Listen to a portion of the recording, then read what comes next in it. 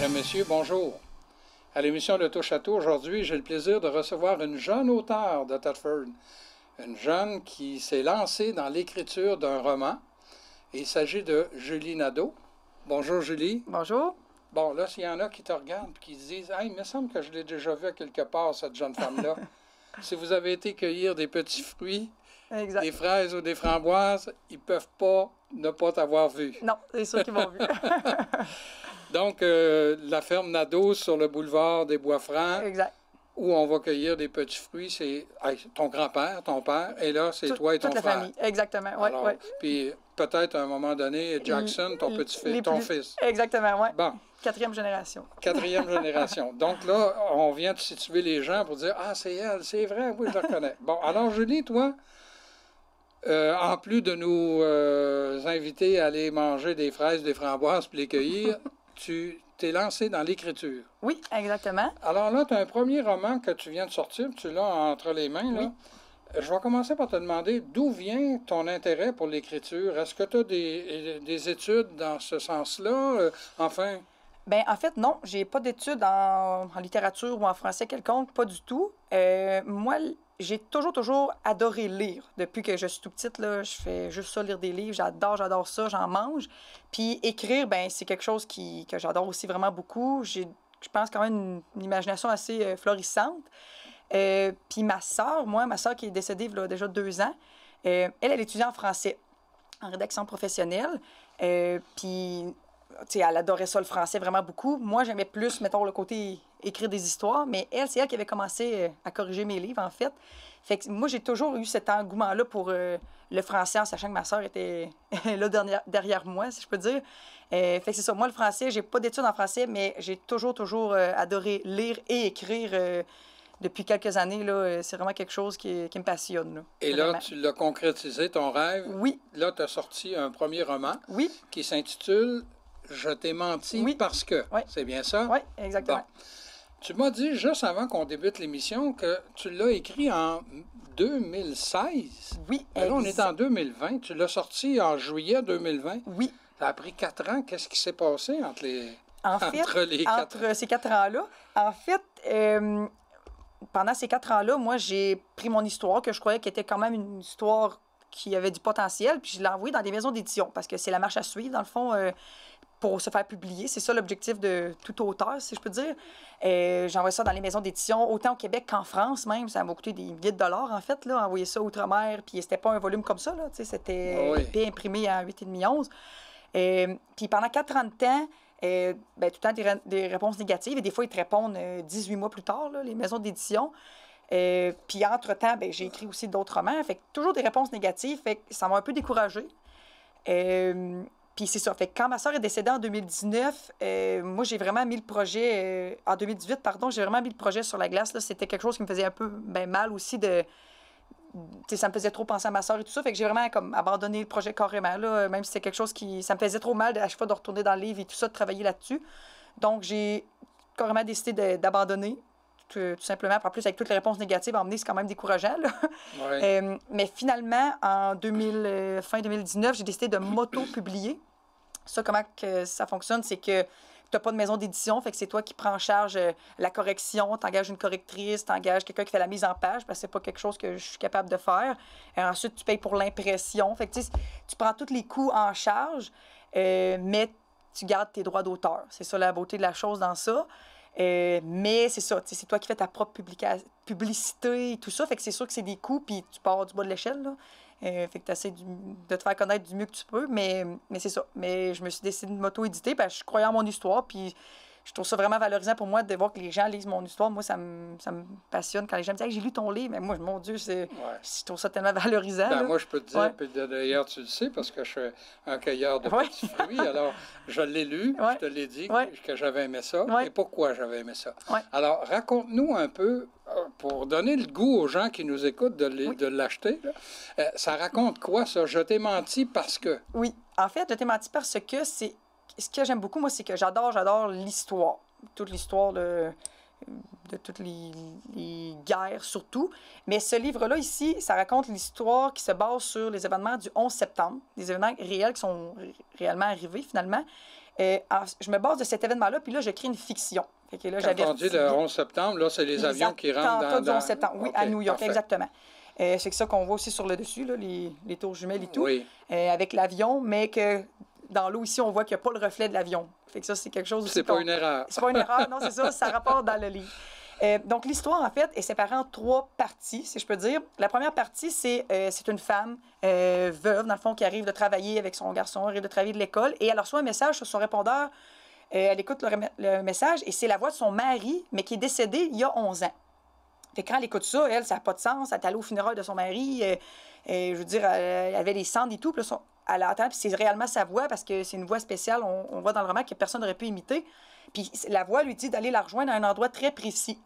Fait que là, elle est déboussolée, elle comprend pas ce qui se passe, sa vie vient de prendre une tournure incroyable. Fait qu'elle s'en va à cet endroit-là au moment précis. Puis, comme de fait, ben, son mari est vraiment là. Puis là, ben, il va lui expliquer pourquoi que pendant ce 11 ans-là, il était mort, autrement dit, qui était disparu de la map, finalement. Ensuite, il y a une autre partie, il y a une autre histoire totalement qui n'a aucun rapport avec ces 2 personnages-là. Une autre histoire, une histoire d'amour vraiment comme complexe, puis rocambolesque, si je peux dire. Puis là-dedans, il y a tout le temps le côté historique de la chose, qui est le plus fidèle possible aux événements qui sont arrivés. Mais aussi vraiment une histoire de suspense, puis même à la limite, des fois, des meurtres là aussi. Et la dernière partie, en fait, on voit pourquoi ces 2 histoires-là, qui sont 4 personnages totalement différents, qui se retouchent vraiment, c'est ça, exactement. On comprend pourquoi, puis sont étroitement liés sans même se connaître, finalement. Oui, c'est ça. Toujours en contexte des attentats du 11 septembre 2001, finalement. Moi, ce que j'ai aimé aussi, c'est que quand tu prends les personnages, puis les chapitres ont la qualité d'être courts. Oui, okay? Oui. Et tu prends les personnages et tu les fais parler. Alors, on chemine dans l'histoire. À un moment donné, c'est la version de la femme. La femme, oui. Tout à coup, c'est la version du fils. C'est la version du père qui était disparu. Exact. Alors, on s'en va et tout... c'est vrai qu'il y a des liens. Et là, tout à coup, on tombe dans la deuxième partie. Puis là, tu te dis, voyons, qui c'est que ça vient faire dans ça? On comprend tout. Exactement. À la fin. Je ne serais pas un divulgacheur, oui, là, comme il y en a qui disent. Ouais. Je ne le dirai pas, mais disons que ton histoire est intéressante. Puis comme tu dis, c'est à partir d'un fait qui est vécu, là. Oui, c'est ça. Là, tu as fait une romance à l'entour, un roman. C'est ça, parce que les dates, les minutes, les heures, les données, quand je dis le nombre de personnes qui sont décédées suite à cet événement-là, c'est toutes des vraies données. Tu es allé chercher les données. Oui, c'est ça. J'ai fait quand même beaucoup de recherches pour que ça soit le plus réel possible, finalement. Mais je dis bien aux gens, n'oubliez pas que tout ce qui est autre que les données techniques, en fait, c'est inventé puis c'est pure fiction, même si des fois, on aurait tendance à douter que ça pourrait être vrai, mais c'est de la fiction, là. C'est vraiment, ça sort de ma tête, là, carrément. Mais tu sais que, comme je te l'ai dit déjà, il y a des gens qui ont écrit des volumes pour dire que c'était pas vrai ou que c'était les Américains qui étaient responsables de ce qui leur était arrivé. Or, dans ton livre, c'est pas mal ça aussi. Ben oui. Alors, je suis certain qu'il y en a qui vont peut-être dire, donc, elle est au courant de certains secrets. Puis en fait, j'ai fait beaucoup de recherches pour ça aussi, pour que ça soit le plus réel possible.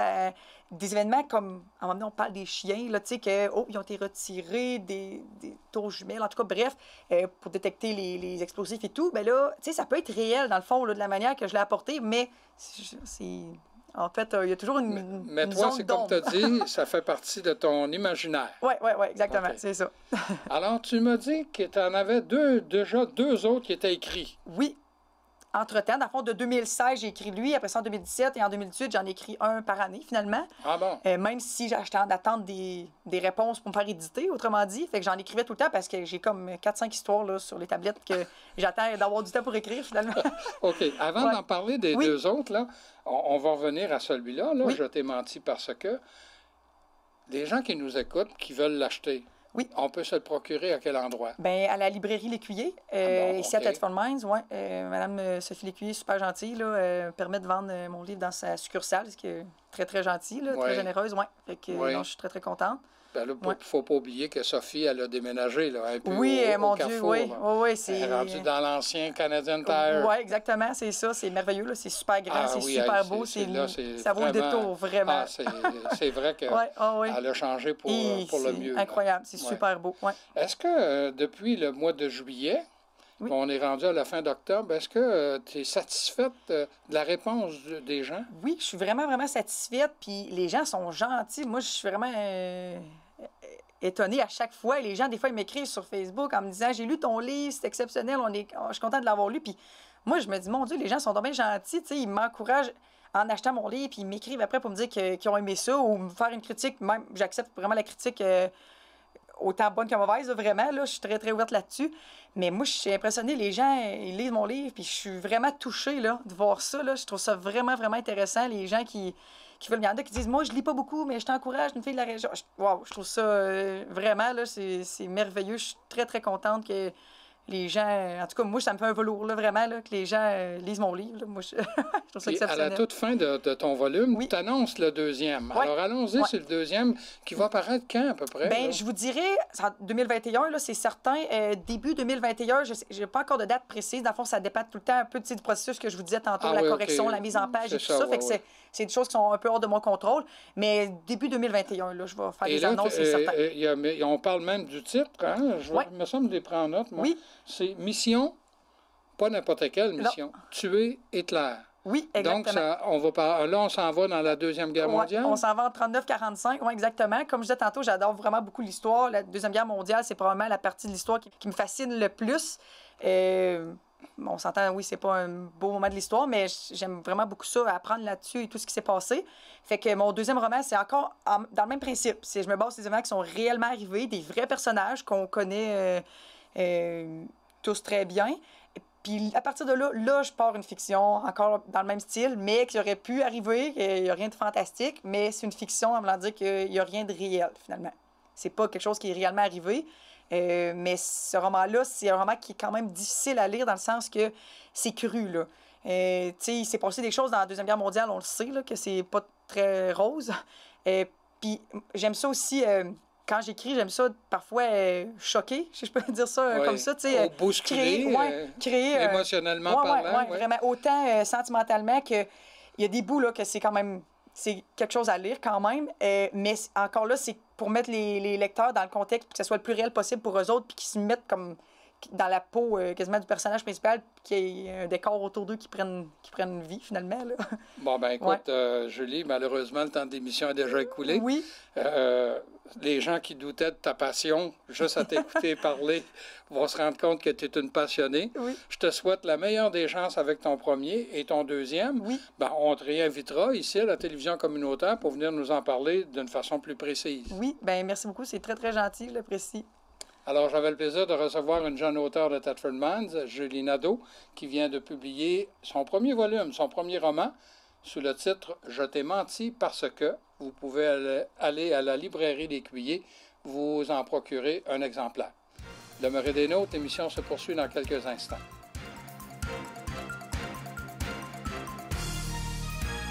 De retour à l'émission, on continue de parler littérature. Vous aviez une première auteure de la région? J'ai le plaisir d'avoir une deuxième auteure de la région. Quelqu'un que, si vous me suivez, vous l'avez déjà vu parce qu'elle est déjà venue présenter son premier volume, mais là, c'est son deuxième roman fantastique, Mélissa Blais. Bonjour, Mélissa. Bonjour. Donc là, on a tes deux c'est une suite, hein? Là, oui. Ça s'intitule L'apprenti. Exactement. Ton premier tome, c'est Émergence. Oui. Et là, ton deuxième, ton bébé, oui. Obscurité. Oui, exactement. Bon. Là, j'ai dit que c'était un roman fantastique. C'est quoi un roman fantastique? Puis, c'est quoi l'apprenti? Ou c'est qui? Hein? C'est ça. Donc, l'apprenti, c'est Rose. Donc, Rose qui est mon héroïne. Rose, on la suit. En fait, dans le premier tome, Rose apprend qu'elle a un don. Donc, on la suit dans la découverte de ce don-là. Donc, dans le premier tome. Et dans le deuxième tome, en fait, Rose avait le projet de partir en voyage. Donc, elle va faire sa première escale à San Francisco. Donc, on la suit dans son périple, là, dans cette ville-là, dans le deuxième tome. Et son tour du monde va s'arrêter là. Oui. Ben, pour l'instant, en tout cas. Oui. Hein, oui. N'est-ce pas? Oui, oui, exactement. Elle s'est accroché les pieds à San Francisco. Oui, elle s'est accroché les pieds à San Francisco. Oui. Exactement. D'où est venue l'idée d'écrire du fantastique?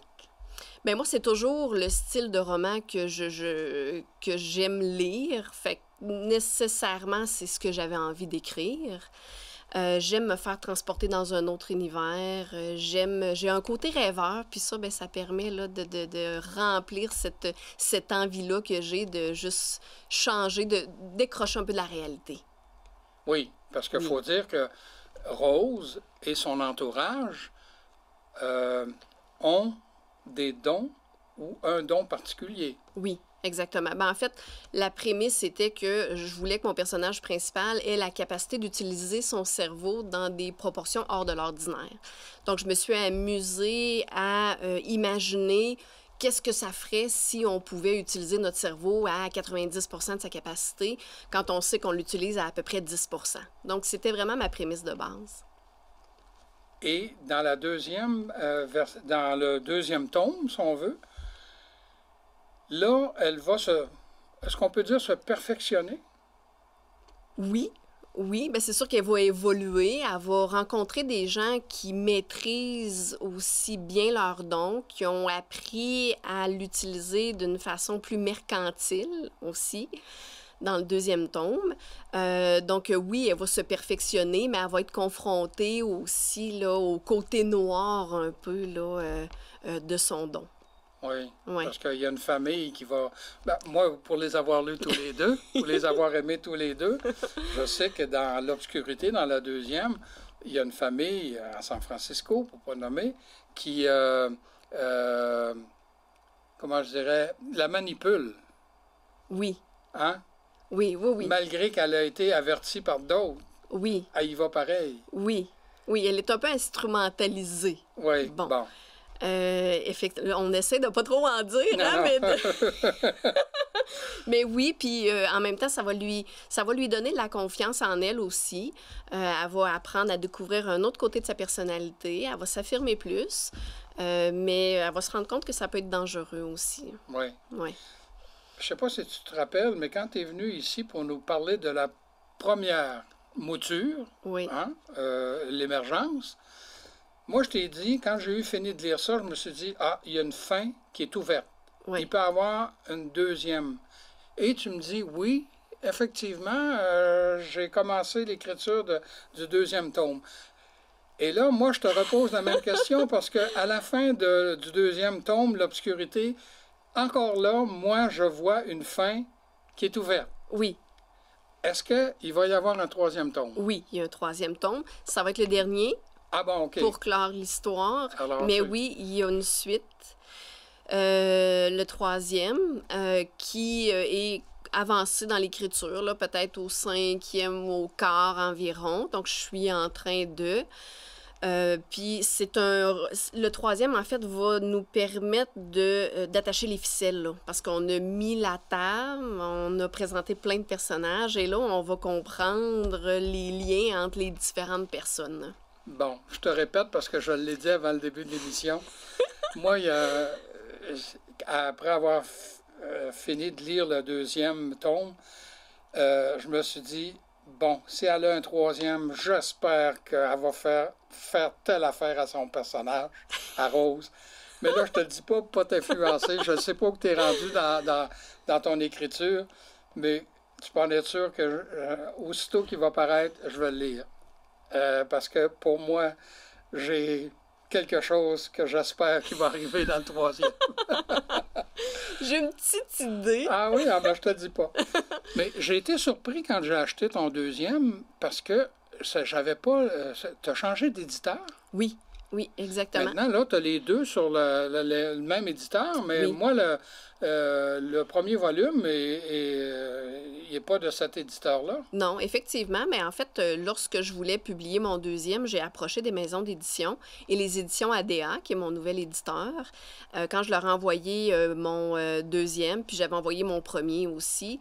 Donc, je vous dirais, j'ai envoyé mon manuscrit 2 jours après, j'avais un retour, là, puis ils m'ont dit, nous, on est intéressés, on veut te publier. Oh, mon Dieu. Oui, ça a été hyper rapide. Fait que les éditions ADA, c'est une grosse maison d'édition, là. Ils publient tout près de 1000 livres par année. Puis eux autres, ben, ils en font beaucoup de fantastique. Fait qu'ils m'ont pris en charge. Eux autres ont dit, nous, on veut rééditer ton premier et on veut éditer la suite. puis éventuellement le troisième, parce qu'il savait qu'il y avait un troisième qui s'en venait. Donc, on a retravaillé totalement, là. Donc, la couverture est différente, mais au niveau du contenu, j'ai travaillé avec une auteure professionnelle là, qui m'a accompagnée dans la révision du premier et du deuxième, une correctrice aussi au niveau de la grammaire, il y a un graphiste qui a fait la couverture. Donc, j'étais vraiment entourée d'une équipe de professionnels, là. C'était une super belle expérience, vraiment. Puis, je suis super contente du résultat là, final. Il y a beaucoup d'auteurs qui disent que quand ils déposent leur manuscrit, quand ils le reçoivent après, c'est la plus belle façon pour gérer son humilité. Oui. Parce que tu reçois plein d'annotations tout partout. Oui. Tu te dis, coudonc, c'est-tu bon ou c'est pas bon? Bien, comme je vous disais, ça m'a pris parce que ça a été long quand même avant que je sorte mon deuxième. Puis je m'en faisais parler. Les gens me disaient, voyons, Mélissa, on aimerait savoir ton deuxième. Quand est-ce que ça sort? Mais j'ai été pendant 1 an et demi en correction, là, du premier et du deuxième tome. C'est sûr que moi, j'ai un travail à temps plus que plein déjà, là, mais les soirs, la fin de semaine, pendant 1 an et demi, j'ai travaillé pour, dans le fond, sortir les versions finales. Là. Fait que ça a été beaucoup de travail quand même. Là. Oui. Mais c'est un produit de qualité puis que je trouve qu'il est très professionnel. Fait que j'étais vraiment contente de le faire. T'es contente du résultat. Puis comme je vous disais aussi, je suis distribuée presque partout. Là, dans toutes les grandes librairies, les libraires indépendants. Je suis partout. Fait que j'ai une super belle visibilité que j'avais pas avant. Donc, je suis vraiment, vraiment contente. Et ici à Thetford, bien, à la librairie L'Écuyer, il est là. Je l'ai acheté là, moi. Oui, bien oui, puis j'encourage les gens de la région à encourager aussi Sophie là, avec la librairie L'Écuyer parce qu'on veut encourager nos commerces là, de la région. C'est bien important, surtout en période de pandémie, là, c'est d'autant plus important. Et depuis son déménagement, les gens qui ne sont pas allés à la librairie L'Écuyer, vous allez voir que ça a changé pour le mieux. Je comprends. C'est effrayant, hein, comme c'est beau, c'est vaste. Oui, il y a de l'espace, on voit bien, en fait, tous les beaux produits qu'elle a à nous offrir. Oui. Oui, vraiment. En tout cas, on va y faire une publicité. On va lui demander 10 % la prochaine fois. Tu disais que, justement, toi, tu fais pas ça à temps plein parce que j'aurais pu te présenter comme maître parce que tu es notaire. Oui, exactement. Alors, c'est quoi qui fait qu'un notaire, à un moment donné, une notaire, pardon, se retrouve écrivaine, auteur? Oui. Bien, moi, je vous dirais que j'ai vraiment une dualité. J'ai toujours eu une dualité au niveau de ma personnalité. Donc, je suis une personne qui a un côté très cartésien. Fait que moi, je veux dire, l'école, pour moi, c'était facile, ça allait bien. Mais j'ai un côté artistique qui est assez développé aussi. Fait que, tu sais, pendant mon cursus scolaire, là, surtout au secondaire, j'avais toujours mes cours d'art où je dessinais, je prenais de la photo. Tu sais, j'ai toujours eu un intérêt marqué pour les arts. Fait que pour moi, c'est une façon d'exprimer ce côté artistique-là. En fait, moi, l'écriture, j'aime bien, mais c'est pas tant l'amour des mots qui me guide que l'envie de raconter une histoire et de créer une histoire. Moi, c'est ça qui m'allume, d'imaginer des histoires. Puis j'ai utilisé, je veux dire, le médium de l'écriture, là, mais j'ai envie de raconter des choses. Moi, d'inventer des univers. Pour avoir lu les deux volumes, là, je trouve que tu as beaucoup de rythme dans ton écriture. C'est vraiment intéressant. Quand on accepte au départ de reconnaître au personnage certains dons que moi, j'ai pas, là, que personne a, ou très peu, en tout cas. Quand tu acceptes de jouer ce jeu-là, ça se lit, moi, je lis ça comme... c'est du bonbon. Oui. Puis, tu sais, tantôt... J'ai hâte au troisième, puis j'ai hâte de voir si ce que j'espère va arriver. Parce que tantôt, vous me disiez, c'est quoi du fantastique? Bien, tu sais, moi, en fait, j'ai décidé d'y aller de façon plutôt douce là, dans le fantastique, dans la mesure où j'y vais vraiment juste avec certains éléments, mais on est dans un domaine qui, tu sais, je veux dire, dans une histoire assez terre-à-terre, sauf le don qui met des accents de fantastique.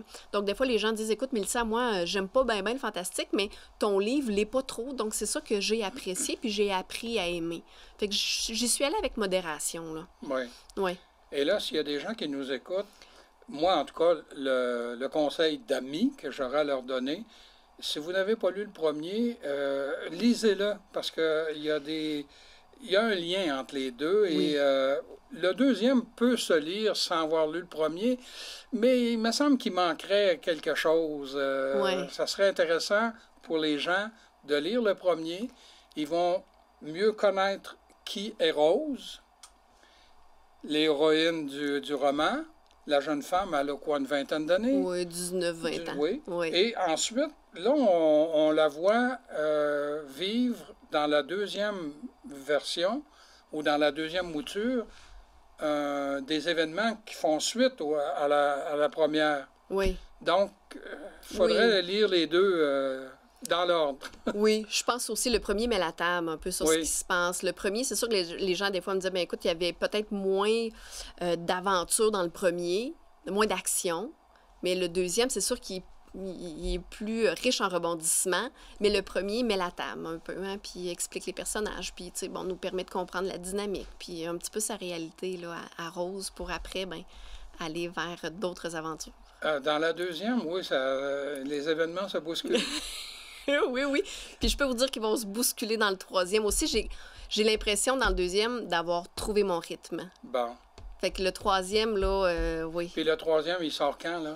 Ben je sais pas, faut que je finisse de l'écrire. Ah bon, t'as pas fini de l'écrire encore? Oui, mais non, j'espère très bientôt, là. Il faut vraiment que je m'y mette. Hein? Bon. Alors, l'émission déjà, Mélissa, est terminée. Alors, j'avais le plaisir de recevoir l'auteur Mélissa Blais, qui vient de faire paraître, il y a quelques mois à peine, la deuxième mouture de sa série, qui s'intitule L'apprenti, et le deuxième tome, c'est Obscurité. Je vous invite à aller vous le procurer à la librairie L'Écuyer. Et je vous invite à nous revenir aussi la semaine prochaine.